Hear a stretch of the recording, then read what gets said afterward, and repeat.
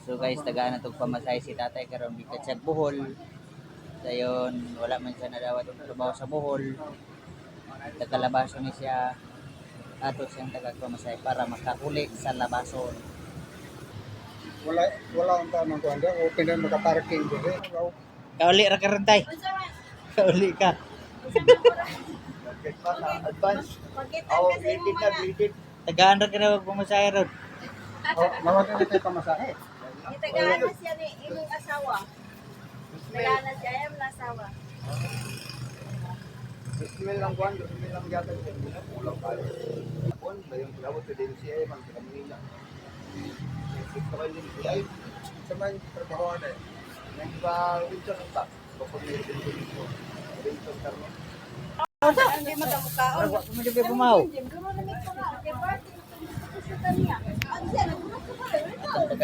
So nakita kay nato sa dagway ni tatay nga madipayon siya nga ato siyang gitabangan nga para makauli lang jud siya sa labason mga bossing no.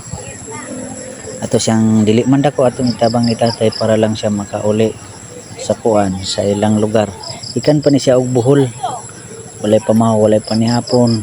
Ayun. May gani kay walay pa niyo may gani kay nakita nato diri sa Boulevard diri sa dapitan. Kaya lang gani kay nagkakita ko cottage nga to kasi ako pa jud siyang ipukaw.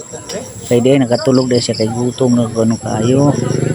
So karon kumikaning mga engineer hiring gidalag Bohol pagkahiman-himan kay idara na wala gyud siya patrabaho dahil gitagaan lag 2,000. Layo ba kay ng Bohol. Gitagaan pamasahe pa sa barko kaon pa. Luoy kayo. Tira siya sa dapitan na dunggo.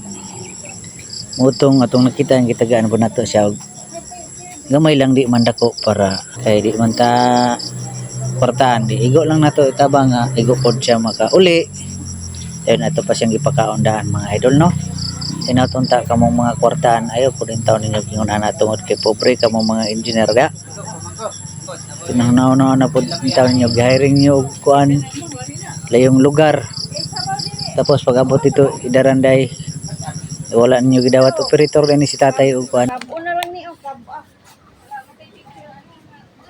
Picture.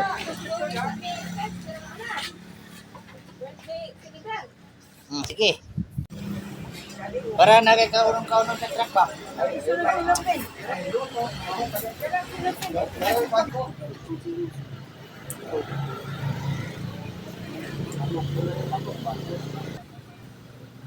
Lama ka niya. Lama siya niyo. Sige, hinahiri. Ikaw, kaning ni ang ikanao. Paingon sa terminal. Terminal di Pulog. Ay,